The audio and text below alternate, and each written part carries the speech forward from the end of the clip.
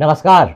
रोज की तरह मैं हाजिर आसनसोल टाइम्स में आपके सामने लेकर आए हैं आसनसोल और आसपास के क्षेत्रों की कुछ महत्वपूर्ण खबरों की तरफ बढ़ेंगे, लेकिन उससे पहले हर इंसान का सपना होता है एक अदद आशियाना, लेकिन आज के इस दौर में यह सपना बहुतों के लिए सपना बन के ही रह जाता है। लेकिन अब आपके शहर आसनसोल में ही आपका ये सपना पूरा हो सकता है। राष्ट्रीय राजमार्ग 2 के निकट मां घाघर बुढ़ी मंदिर के समीप अनंता रेसिडेंसी ने आपके सपने को सच करने का बीड़ा उठाया है। बेहद वाजिब कीमतों पर सुरक्षित माहौल में आपको मिल जाएगा अपने सपनों का आशियाना। बेहद मनोरम प्राकृतिक माहौल में अनंता रेसिडेंसी में प्रकृति की गोद में आपको मकान नहीं, आशियाना मिलेगा। यहाँ से bus stand, school, railway station, बाजार, अस्पताल सभी बेहद नज़दीक होने से यहाँ रहने वाले लोगों को मिलेगी हर प्रकार की सुविधा। तो फिर देर किस बात की, आज ही चले आइए अनंता रेसिडेंसी और पाइए अपने सपनों का आशियाना।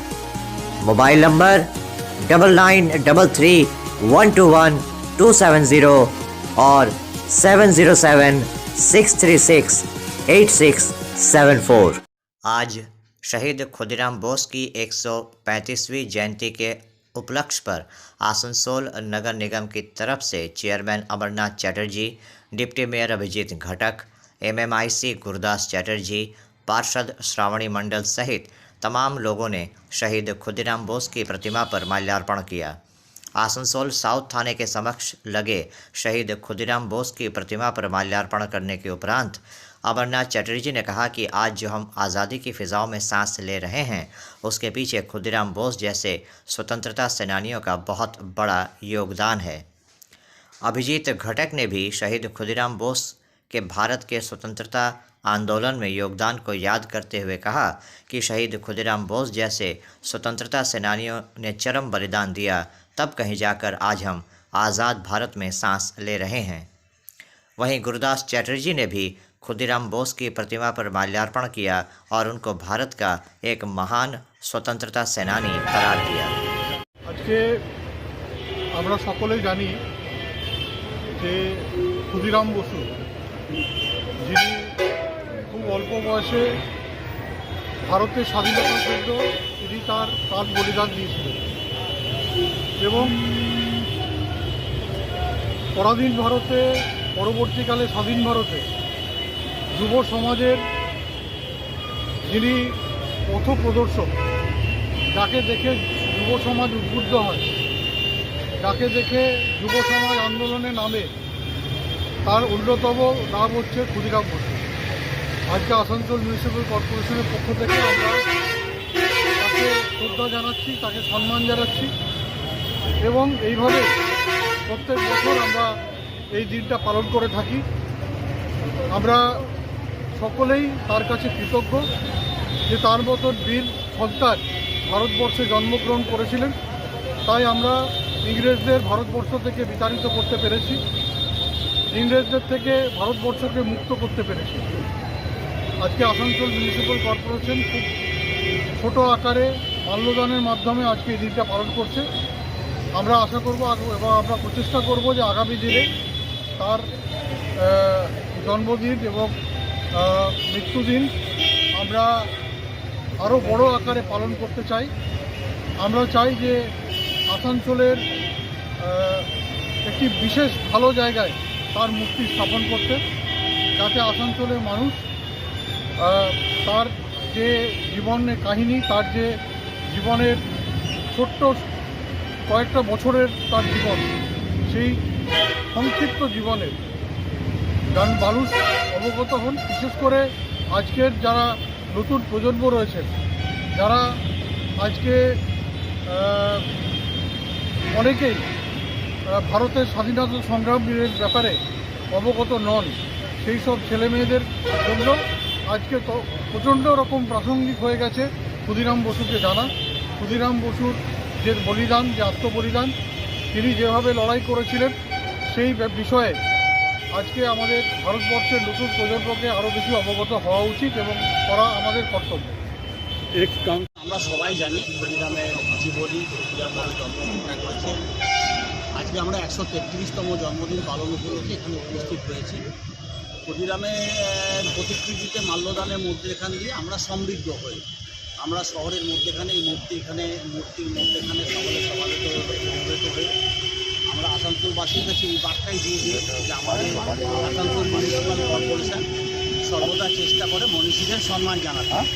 আজকে এখানে উপস্থিত রয়েছেন দুর্গাস চ্যাটার্জি রয়েছেন, আমাদের মেয়র ইন কাউন্সিল, আমাদের শ্রাবণীদি রয়েছে কাউন্সিলর, আমাদের বীরেনবাবু রয়েছে, কল্লোল রয়েছে, তপনবাবু আছে, আমাদের ইন্সপেক্টর আসানসোল সাউথ থানার এবং অন্যান্য আমাদের কর্মীরা রয়েছে। সবাই মিলেই আমরা চেষ্টা করি। আমরা জানি সেই সময় যে বীর বিপ্লবী ক্ষুদিরামের যে আত্মত্যাগ, আত্মবলিদান এবং ঋষি অরবিন্দ এবং নিবেদিতাকে দেখে ওনার যে অনুপ্রেরণা স্বাধীনতার প্রতি এবং সে তৎকালীন যে ব্রিটিশ সরকারের অত্যাচার, তার মধ্যেখানে যে তার ভাব জেগেছিল এবং সেই তার ভাবকে তিনি বহিঃপ্রকাশ করেছিলেন কিংস ফোর্টকে মারার মধ্যেখানে প্রতিজ্ঞাবদ্ধ হয়ে।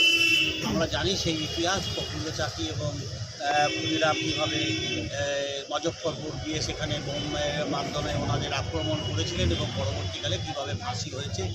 ওনাদের মতন শহীদ যদি না জন্মাতেন তাহলে ভারতবর্ষের এই স্বাধীনতা কিন্তু অত তাড়াতাড়ি চলে আসতো না।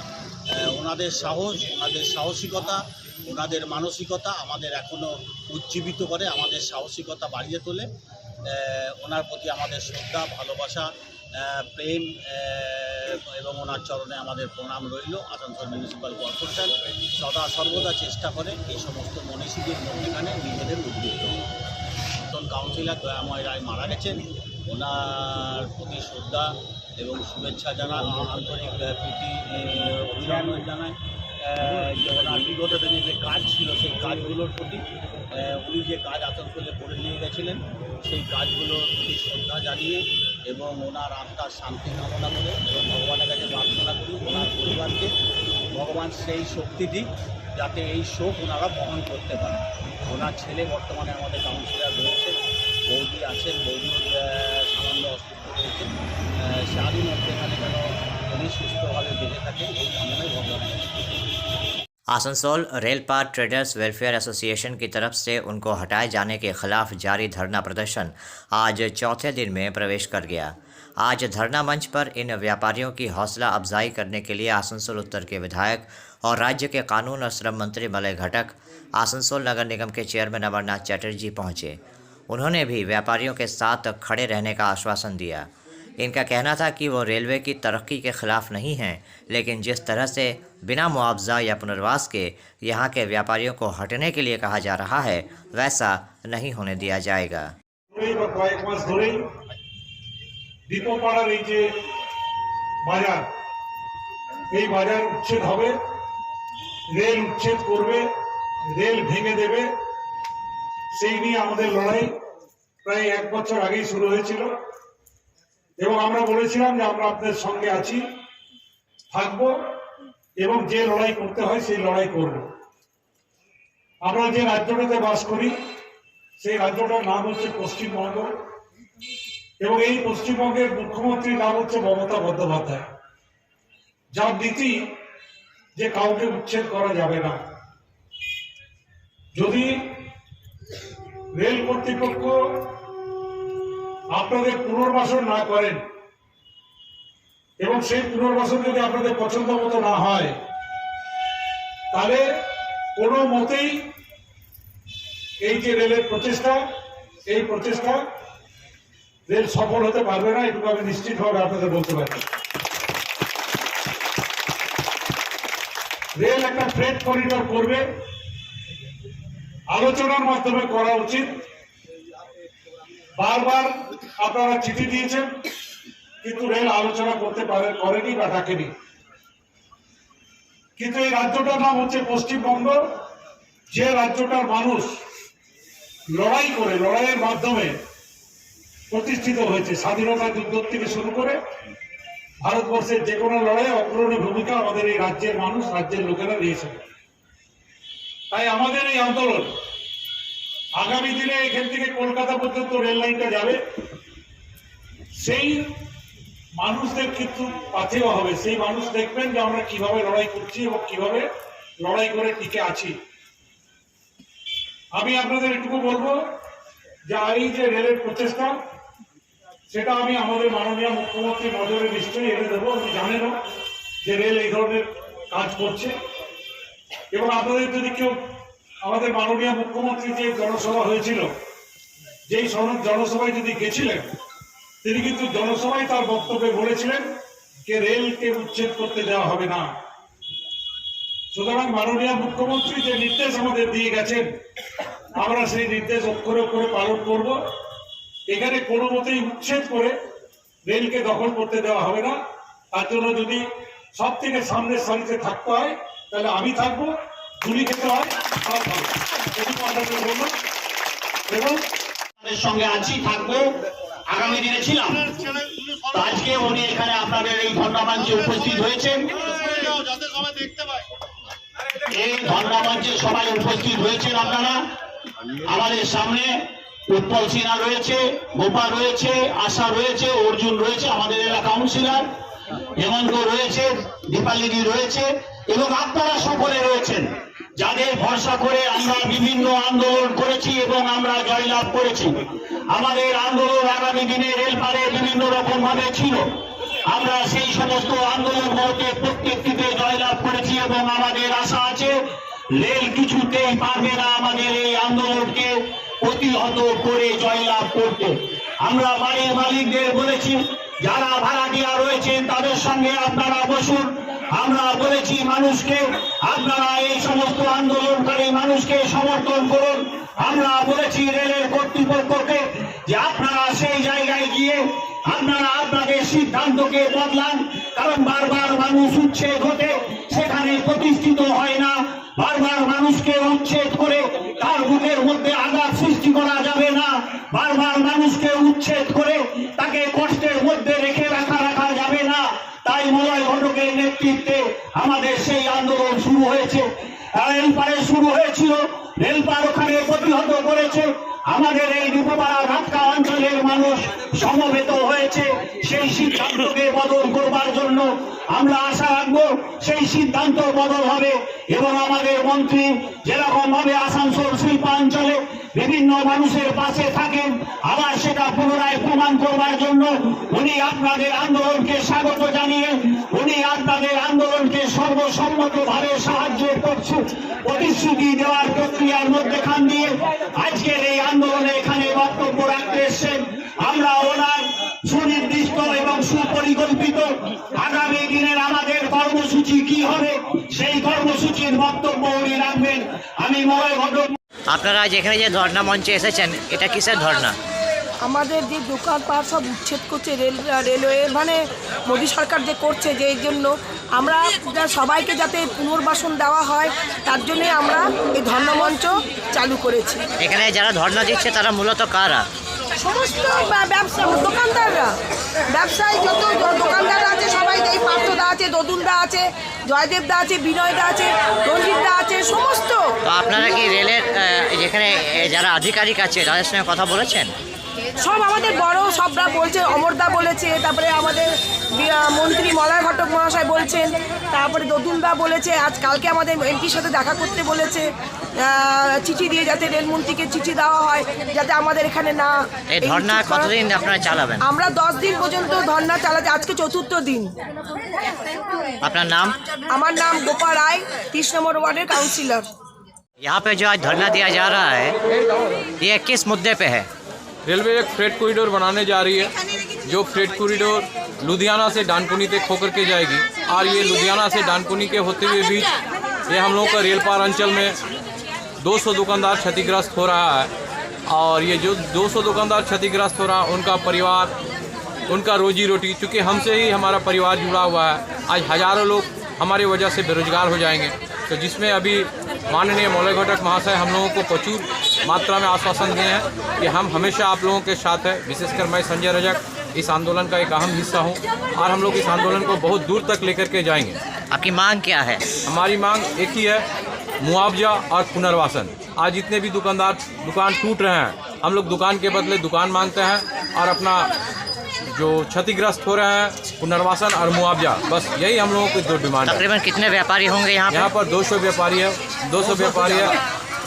हम लोग भी चाहते हैं रेलवे विकास करे, हम लोग विकास में बाधा नहीं डालेंगे, क्योंकि हम भी भारतीय हैं, हम भी चाहते हैं अपना देश का विकास हो, हमारे अंचल का विकास हो, हमारे पाड़ा मोहल्ला का विकास हो।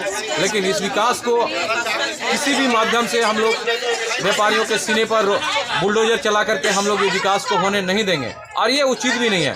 विकास का मतलब ये नहीं है कि आप किसी के व्यापारी के ऊपर में सीने के ऊपर बुलडोजर चला करके विकास कीजिए, ऐसा ये संभव नहीं है। आपका नाम? हमारा नाम संजय रजक। आसनसोल नगर निगम के 28 नंबर वार्ड अंतर्गत जहांगीरी मोहल्ला क्षेत्र में फजलुर रहमान ब्रिज के पास आज आसनसोल उत्तर के विधायक और राज्य के कानून मंत्री मलय घटक ने तृणमूल यूथ कांग्रेस के एक कार्यालय का उद्घाटन किया। इसे लेकर आसनसोल नगर निगम के 28 नंबर वार्ड के कांग्रेस पार्षद गुलाम सरवर ने कुछ सवाल खड़े किए हैं। आइए सुनते हैं गुलाम सरवर का क्या कहना है।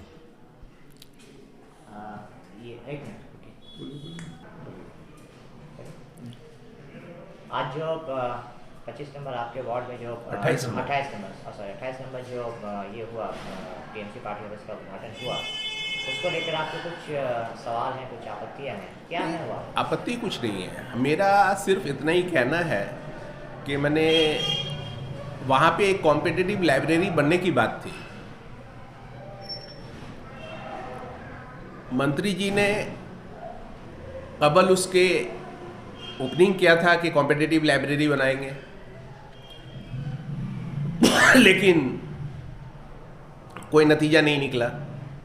मैं शुक्रगुजार हूँ प्रीवियस मेयर के, जिन्होंने ग्रांट देकर के वहाँ पर कॉम्पिटिटिव लाइब्रेरी का एक हॉल तामीर हुआ, अभी मुकम्मल चूँकि नहीं हुआ है।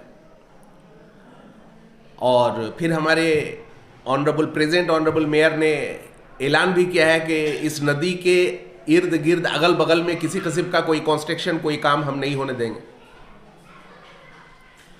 तो जिस ओपनिंग के बाद आपने 2 पैसा का ताउन नहीं किया इलाके के लिए, वार्ड के लिए, और आप कॉम्पिटिटिव लाइब्रेरी के बगल में क्लब का ओपनिंग करने के लिए आ रहे हैं, तो हम लोग मुस्लिम कौम, माइनॉरिटीज़ के लोग क्या मैंने सिर्फ क्लब और पार्टी ऑफिस तक ही महदूद रहेंगे? क्या कभी हमारे बच्चे पढ़ पाएँ, कॉम्पिटिटिव लाइब्रेरी से कुछ आगे बढ़ पाएँ? इसका भी तो मौका हम लोगों को मिलना चाहिए। लेकिन आप तो सिर्फ party office, club, carrom board के अलावा और तो कुछ नहीं है। आप देखिए कि अभी परसों हमारे honourable member of parliament Shatrughan Sinha ji ने जो प्रपोजल दिया, माइनॉरिटी के किसी भी वार्ड के इलाके में कोई भी डेवलपमेंट का कोई एक ठो भी प्रपोजल नहीं है। ये तो बहुत अफसोसनाक बात है, और क्या कह सकते हैं। वहाँ पे आपने कहा कि कॉम्पिटिटिव लाइब्रेरी बनने वाला था और इसका काम भी शुरू हो चुका था, तो अचानक वहाँ पे जो बन रहा है, तो इसको आप किस नज़र से देखते हैं, और वहाँ पे एक्चुअली आप क्या चाहते हैं कि वहाँ पे क्या हो? नहीं, देखिए, हम लोग का तो ऑलरेडी कॉम्पिटिटिव लाइब्रेरी का ग्राउंड फ्लोर तो बन चुका है। ऊपर इंशाल्लाह हम लोगों के प्रेजेंट जो मेयर हैं उनके ताउन से हम लोग मुकम्मल कर लेंगे। लेकिन आप या इलाके के लोग ये फैसला करें कि वहाँ पर कॉम्पिटिटिव लाइब्रेरी के साथ, जहाँ पर कॉम्पिटिटिव लाइब्रेरी बनाना चाह रहे हैं, क्या वहाँ पर हम लोग किसी क्लब को बनाना पसंद करेंगे कि क्लब हो? हमारी 11-12 की बच्चियाँ जो है, ग्रोन अप बच्ची जो है, बड़ी बालिग बच्चे और लड़कियाँ सब आएंगी पढ़ने के लिए उस लाइब्रेरी में, उसके बगल में एक क्लब हो, पार्टी ऑफिस हो, क्या ये जेब देता है क्या? यही तो एक सवाल है। अभी वक्त हो चला है एक छोटे से ब्रेक का, बने रहिए हमारे साथ।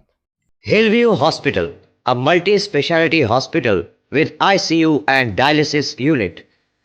Hillview Hospital में orthopaedic, neurosurgeon, general physician, oncologist, child specialist, gynaecologist, homeopathy सहित 15 विभागों के विशेषज्ञ चिकित्सकों द्वारा मरीजों का इलाज किया जाता है। हमारे यहाँ आपको मिलेगी कैशलेस इलाज की सुविधा। इसके अलावा अत्याधुनिक ICU, NICU, dialysis unit, trauma care सहित हर वो सुविधा मिलेगी जो हिलव्यू को बनाती है सही मायनों में एक मल्टी स्पेशलिटी हॉस्पिटल। हमारे यहाँ स्वास्थ्य साथी कार्ड पर भी इलाज उपलब्ध है। हिल व्यू हॉस्पिटल, हमारा पता SB Gorai road, near Asansol court, Shripalli Kalibari, Indian oil petrol pump के विपरीत। Mobile number 9046007833, 9046007834।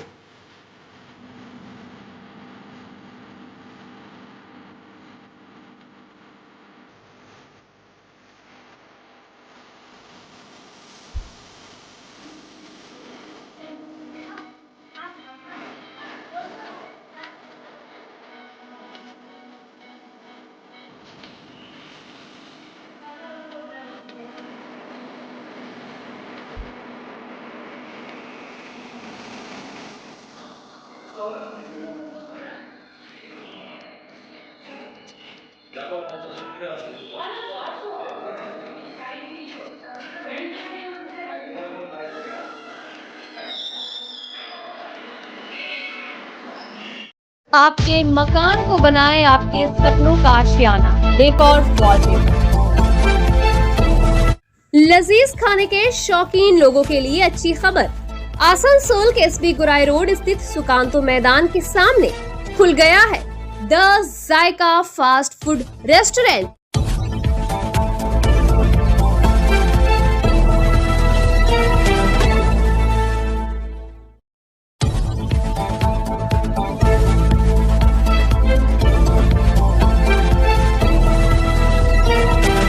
आज आसनसोल के रेलपार इलाके में ऑल इंडिया मोमिन कॉन्फ्रेंस की तरफ से एक कार्यक्रम का आयोजन किया गया। यहाँ पर कॉन्फ्रेंस के कई सदस्यों को उनके परिचय पत्र सौंपे गए और मोमिन टाइम्स नामक एक पुस्तिका भी दी गई। ऑल इंडिया मोमिन कॉन्फ्रेंस का मकसद पूरे भारत के जुलाहा संप्रदाय के लोगों को एकजुट करना और सरकार की तरफ से जो भी सुविधाएं उनको दी जाती हैं उनके बारे में उनको जागरूक करना और ये सुविधाएं उनको मिलें ये निश्चित करना है।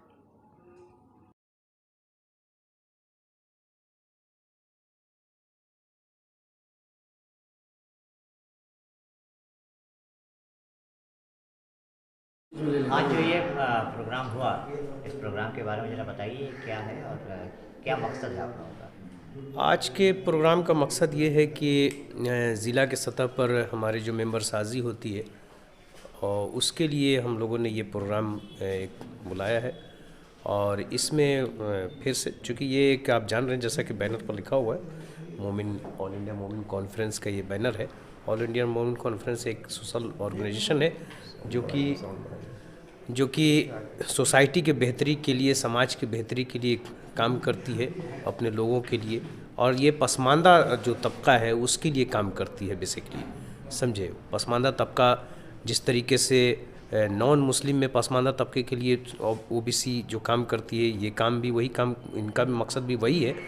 और उसी ख्याल के तहत ये हर साल वो है रीएक्टिवेट बेसिकली करने मेंबर लोगों के लिए कि जो मेंबर मान लीजिए सपोज डेट कि अब दुनिया में नहीं है, चले गए, या कुछ लोग किसी वजह से किसी दूसरे शहर में चले गए, तो इस शहर में उसको इस ऑर्गेनाइजेशन को चलाने के लिए कुछ नए मेंबर आते हैं, कुछ पुराने मेंबर भी होते हैं। उनके लिए एक ख़ास एक मीटिंग बुलाई गई है। जैसा कि अभी कुछ दिन पहले एक इलेक्शन कराया गया नेशनल प्रेसिडेंट के लिए, जिसमें फ़िरोज़ साहब एडवोकेट, जो सुप्रीम कोर्ट के एडवोकेट हैं, फ़िरोज़ अहमद अंसारी साहब, वो फिर से री इलेक्ट हुए। इससे पहले भी वो नेशनल प्रेसिडेंट थे और इस बार भी वो नेशनल प्रेसिडेंट के तौर पर फिर से चुन लिए गए हैं सबकी राय से, सबके मशवरे से। बाज़ाब्ता एक इलेक्शन होता, लेकिन वहाँ कोई उनके मुकाबिल में जो है अपना नॉमिनेशन फाइल नहीं कर सका, जिसके वजह से उनको जो है सभी की राय से, मुत्तफ़िक़ा राय से उनको सेलेक्ट कर लिया गया। तो अब दूसरा जो काम हुआ कि उससे, चूँकि ये नेशनल ऑर्गेनाइजेशन है, तो नेशनल ऑर्गेनाइजेशन जाहिर सी बात है कि वो रियासत से और ज़िला से जुड़ा हुआ होता है कोई भी ऑर्गेनाइजेशन। तो अब रियासत और ज़िले के सतह पर वो ये एक तरीके से इलेक्शन के काम चल रहे हैं, मेंबर बनाए जा रहे हैं। तो इसी में जो एक्टिव मेंबर हैं, जो पार्टी को या किसी ऑर्गेनाइजेशन को चलाने वाले लोग होते हैं, उसके लिए ये आज ये मीटिंग बुलाई गई है और उसमें ये काम किया गया है, जिसके तहत लोगों के मेंबरशिप और उसके तहत जो मोमिन टाइम्स, इनके मैगज़ीन भी शाये होते हैं, साल में 2 मरतबे 3 मरतबे उस मैगज़ीन को भी दिया गया और उनके मेंबरशिप के कार्ड को भी तकसीम किया गया इस दौरान, समझे, जिसके तहत हमारे मास्टर शुजात हुसैन साहब प्रेसिडेंट चुने गए हैं यहाँ फिर से, इससे पहले भी वो थे, और डॉक्टर ज़ीशान इलाही साहब ये सेक्रेटरी हैं। मैं बहैसियत नायब सदर के मुंतखब हुआ और हमारे बगल में जावेद हसन साहब मौजूद हैं, वो भी नायब सदर हैं, और दीगर लोग भी एक्टिव मेंबर के हैसियत से यहाँ चुने गए हैं, जो उम्मीद है अपना काम करेंगे। तो कितने लोगों का कार्ड दिए गए? ये मेंबरशिप का कार्ड है, जो एक्टिव मेंबर हैं उनके लिए कार्ड दिया गया है, ताकि वो यहाँ ज़िले सतह पर वो काम कर सके, उनकी एक आइडेंटिटी हो, कहीं जाए तो वो अपनी पहचान दिखा सकें, जैसे कि आप हैं तो क्या इसके सबूत क्या है कि आप इसमें ऑर्गेनाइजेशन में काम कर रहे हैं। तो नेशनल प्रेसिडेंट की तरफ से ये कार्ड जारी हुआ है कि आप इसके वाकई ऑथराइज्ड आप पर्सन हैं, आप कोई काम कर सकते हैं, तो इसके लिए आज दिया गया। आने वाले समय में ये ऑल इंडिया मूवमेंट कॉन्फ्रेंस जो है वो और क्या मतलब किन क्षेत्रों में काम करना चाहती है जिससे कि इस तबके का विकास हो सके? सबसे पहले देखिए कि इसका मकसद है समाजी जो है फलाह के, समाजी बेहतरी के लिए, यानी कि आप जो पसमानदा तबका है, जो समाज में हमेशा नेगलेक्ट किया गया तबका है, उसकी बेहतरी के लिए, उसकी तरक्की के लिए ये काम करता है।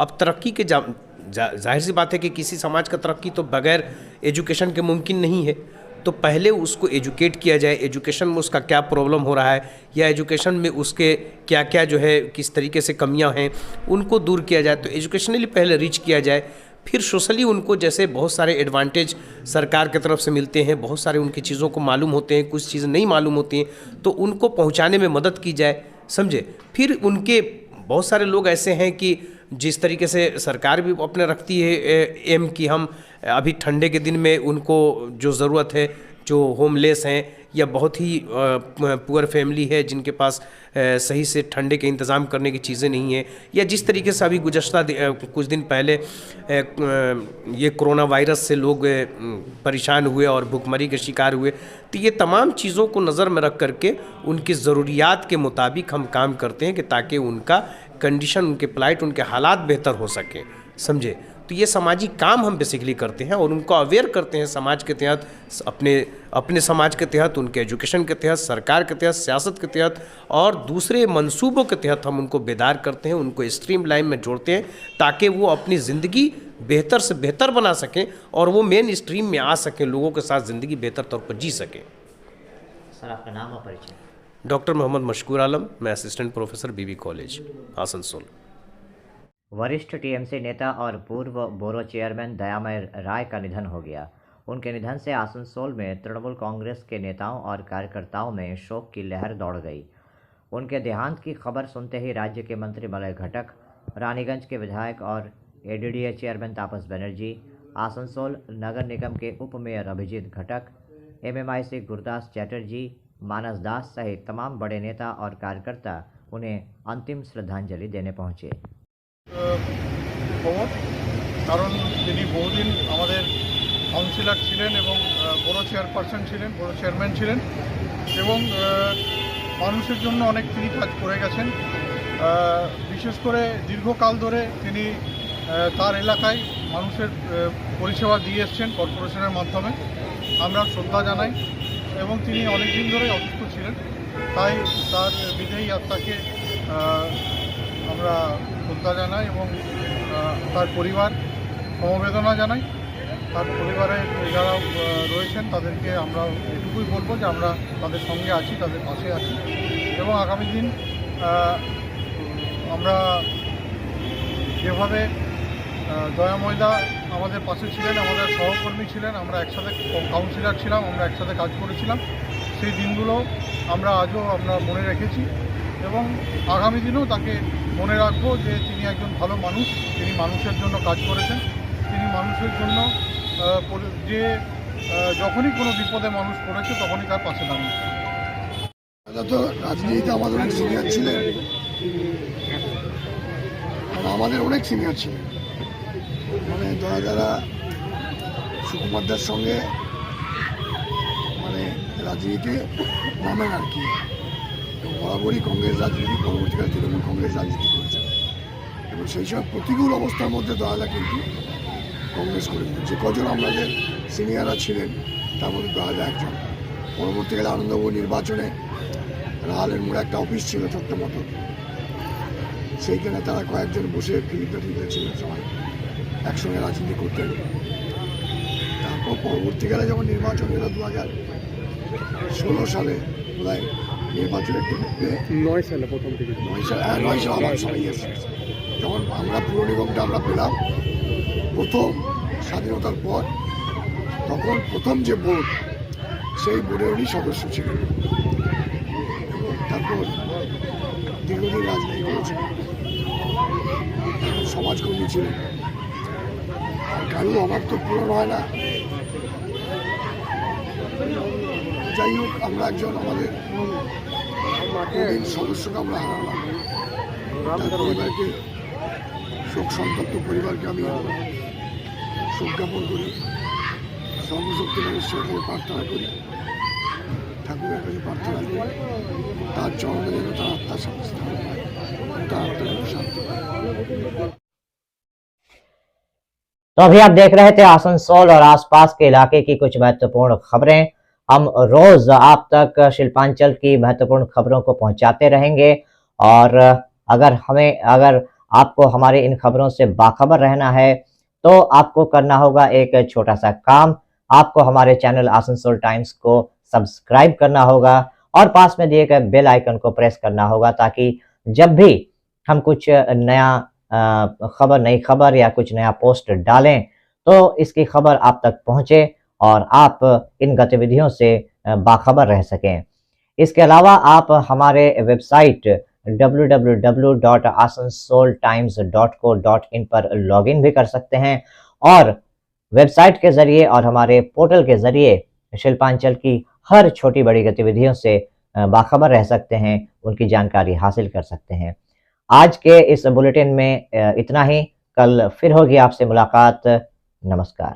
हमारा अपना शहर आसनसोल, इसे स्वच्छ और निर्मल रखने की जिम्मेदारी हमारी है। आसनसोल पौरसभा শহরকে সুন্দর এবং নির্মল করতে বদ্ধপরিকর। পৌরসভার এই চেষ্টায় সুনাগরিক হিসেবে আমাদেরও কিছু কর্তব্য আছে। यहाँ वहाँ प्लास्टिक फेंकना, थूकना, गंदगी फैलाना, ऐसी कुछ आदतें हैं जिनका त्याग करना हमारे साथ साथ हमारे शहर के स्वास्थ्य के लिए भी बेहद जरूरी है। তাই আসুন আমরা প্রতিজ্ঞা নিই, যেখানে সেখানে আবর্জনা ফেলব না, ধূম্রপান ত্যাগ করব, শহরকে দূষণ মুক্ত করতে গাছ লাগাবো और अपने शहर आसनसोल को बनाएंगे स्वच्छ, सुंदर और निर्मल। आसनसोल नगर निगम द्वारा जनहित में जारी।